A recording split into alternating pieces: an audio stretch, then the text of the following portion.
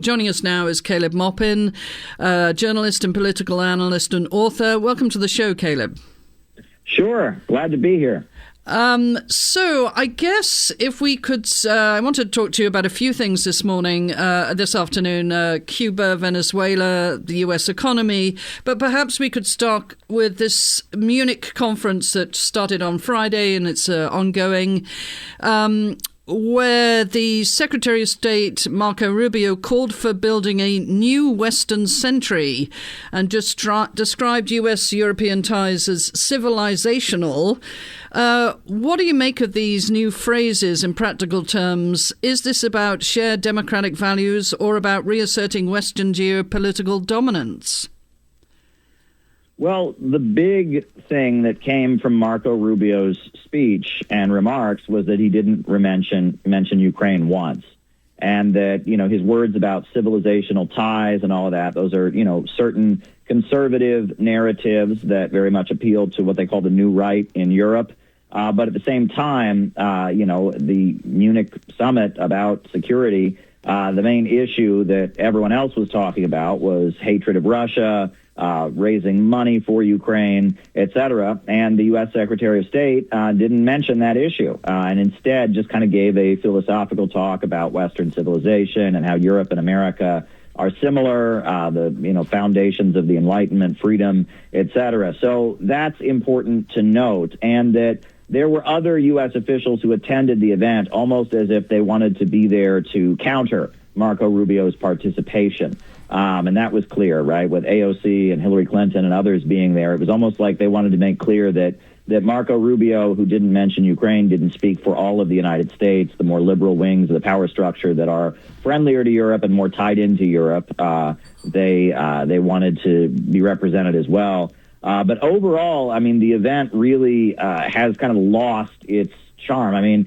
People are looking back to 2007 at the 2007 event where Russian President Putin gave a very historic speech about the United States and NATO expansion, a speech that if the world had listened to, we probably wouldn't be in the conflict that we're in right now in Ukraine. And we look at what the event has turned into now. It was basically, other than Marco Rubio showing up and giving vague platitudes about Western civilization and such, other than that, the event was really, people are describing it almost as just a Ukraine fundraiser. The one issue that was never mentioned was Ukraine's terrorism. Ukraine has killed Russian civilians. It has shot missiles into Russian territory and killed civilians, destroyed apartment buildings. Ukraine, it appears, was heavily involved in the terrorist attack that happened in Russia. At the circus, the Crocus City Music Hall that killed all these people that were just attending a concert. It looks like, the terrorists that were involved in that attack were fleeing to Ukraine. The U.S. State Department basically announced that the terrorist attack was going to happen a few weeks before it happened, just to put Russia on notice that there was, going to be this attack, and to hint that there may be Western involvement in it. And it seems like everyone at this security summit was ignoring what Russia has been subjected to and what led to the conflict. The focus was simply on, demonizing Russia, sending more weapons to Ukraine, and then the U.S. Secretary of State not mentioning Ukraine. So the tension between the European mainland and the United States is pretty clear. And even Britain. Britain seems to be all on board with hatred of Russia and fighting to the last Ukrainian, whereas the U.S. administration is not, and is in dialogue with Russia at this time. So it was quite interesting to see how things played out in Munich. This was not what this gathering once was by any means. It was much more disorganized. The United States is not all on the same page, and it's not on the same page with Europe. That's what I got from it. Right. I wonder if we could switch now to what's happening in Cuba. Of course, this is another ambition and goal of the Secretary of State, Marco Rubio. But Code Pink, Medea Benjamin just wrote a piece in Consortium News about her visit to the island, and she describes that there were no taxis at the airport, there are no cars on the road, people are driving electric vehicles, that there are power outages, they managed to get electricity for about 6 hours a day. What do you know of this latest sort of oil embargo and what effect it's having on the country? Well, it's a devastating effect. I mean, petroleum is the most important commodity in our global economy at this time. I mean, if you want to run electricity, if you want to drive a car, if you want to fly an airplane, if you want to produce a product made out of plastic that has any plastic in it, you need petroleum.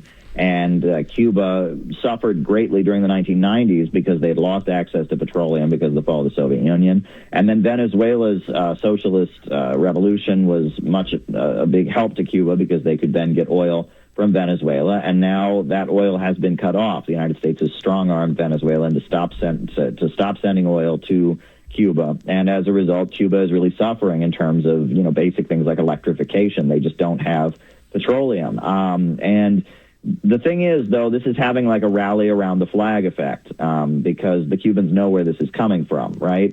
In the past, there's been an attempt to blame the hardship on the island on the Cuban government, to tell the people of Cuba, that the Cuban Communist Party doesn't care about them and is responsible for their woes. But in this case, it's very blatant. It's coming from Donald Trump and it's coming from Marco Rubio.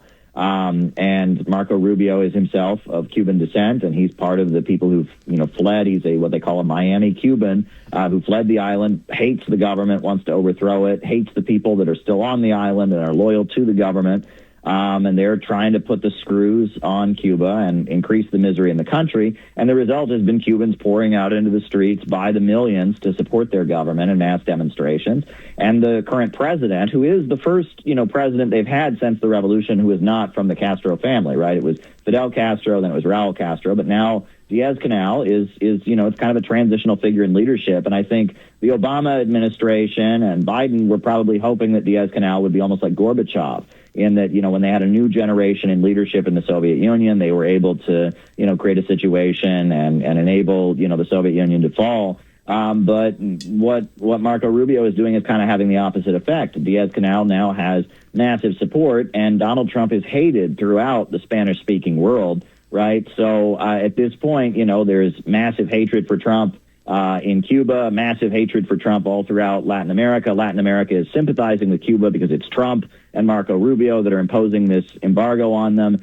Cuba is seen as a victim of cruel policies. The population is rallying around the Communist Party. And, Marco Rubio might, take some pleasure in that he's punishing this regime that he hates, and he might get some credit for it among, the hardline Miami Cubans that have long been his political constituency from when he was in Congress. But at the end of the day, I don't think this is likely to result in the Cuban Communist Party being overthrown. But Rubio has said that he wants regime change, but no one can explain how that would happen or who would replace the current government. So what's the evidence that intensified sanctions will produce political change? Well, this has never worked anywhere in the world. This is a narrative we get from Western leaders all the time when they wage economic warfare against a country. The idea is, we'll starve this country. We'll make it impossible for them to import medicine. We'll make it impossible for them to import oil. We'll cause a food crisis in the country. And then the people of the country will say, well, by golly, we better overthrow our government so this doesn't happen. That's not how things work.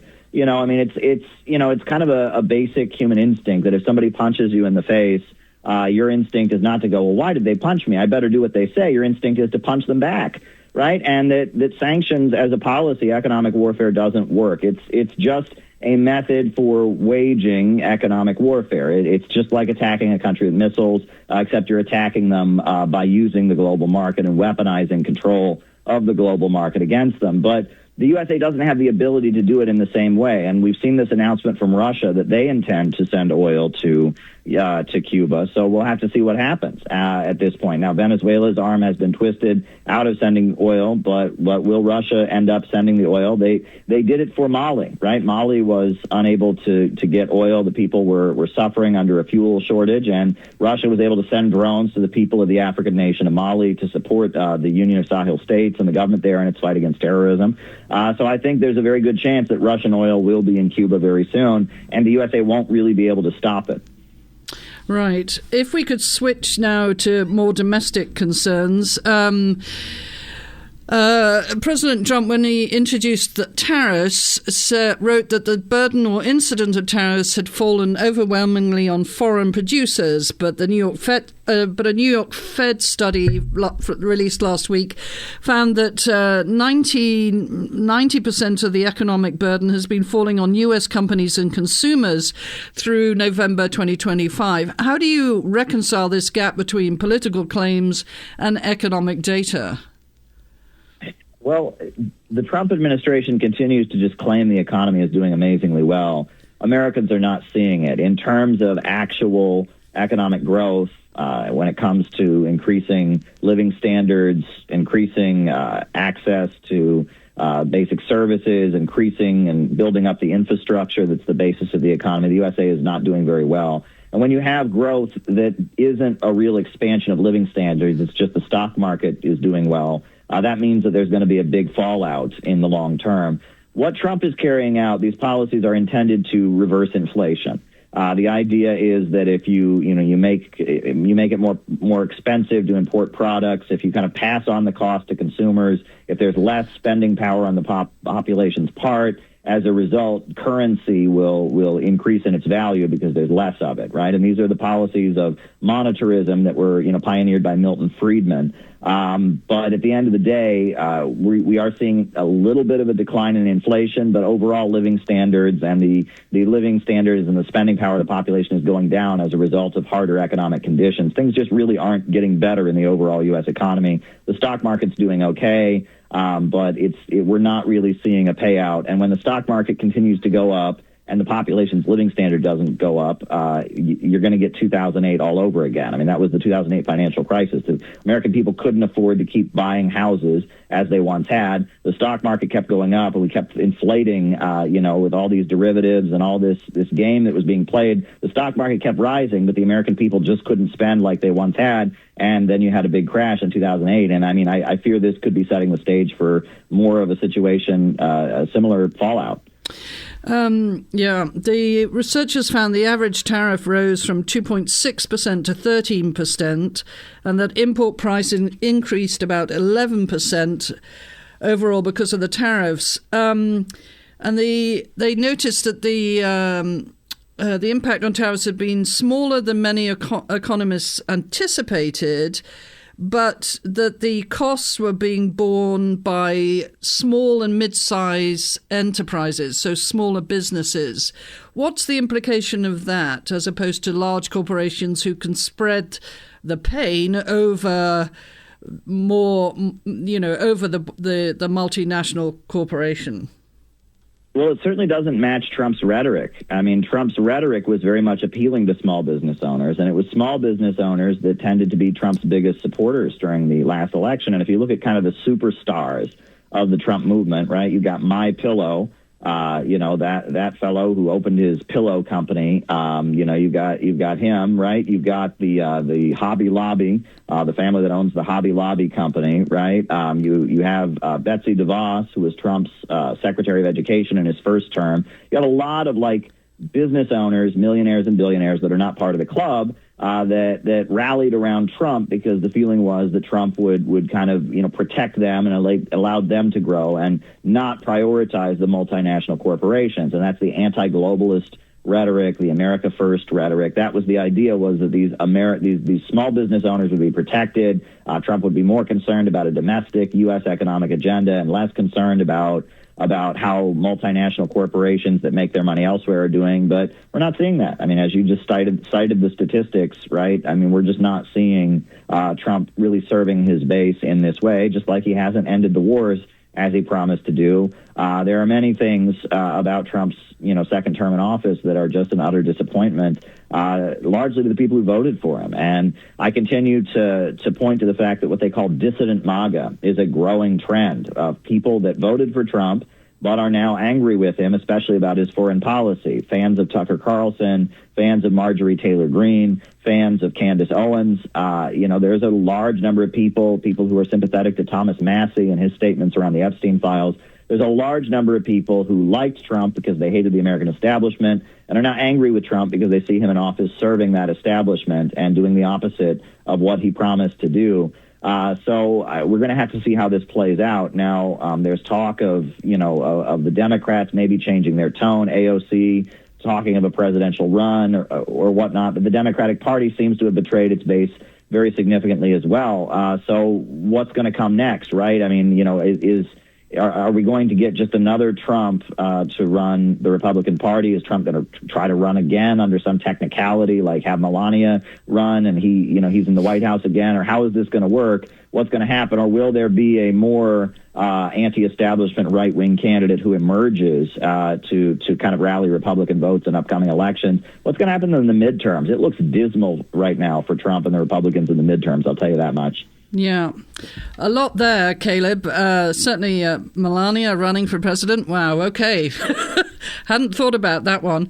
But we'll have to come back and talk about that further. And I want to thank you for joining us this afternoon. Sure thing.